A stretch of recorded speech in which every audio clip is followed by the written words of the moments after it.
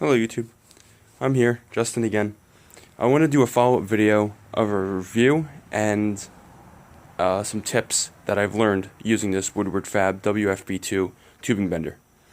First of all, I'm making a rack for a Jeep.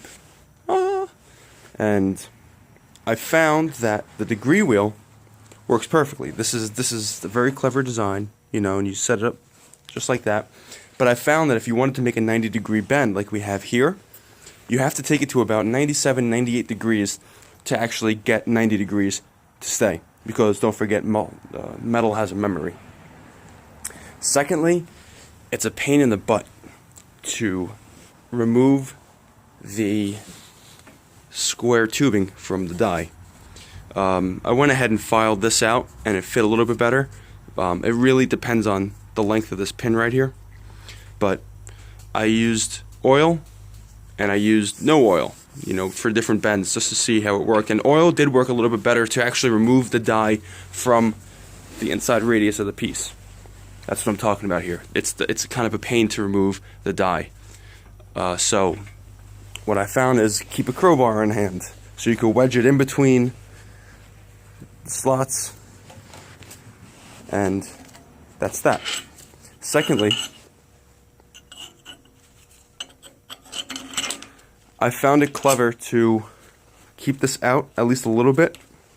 So this is going to want to get jammed up. So your tube is going to come through here, and it's going to come through here, and it's going to actually hold the tube or the piece of whatever that you're bending. It's going to hold it and keep it from bending, for keeping it straight.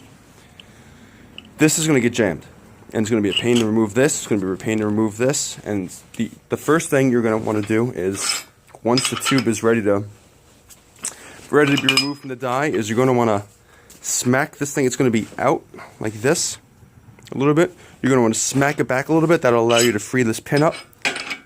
Take it back there and you push away. And then you come here.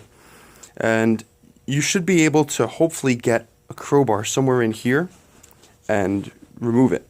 And you're going to want to pry from the back here too.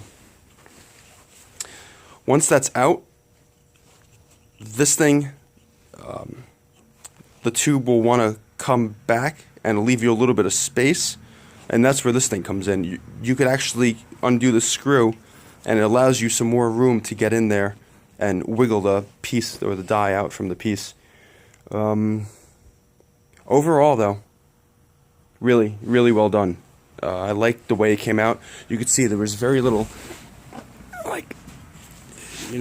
very little, I don't know what it's called, I guess shrinking from the bend, from the radius.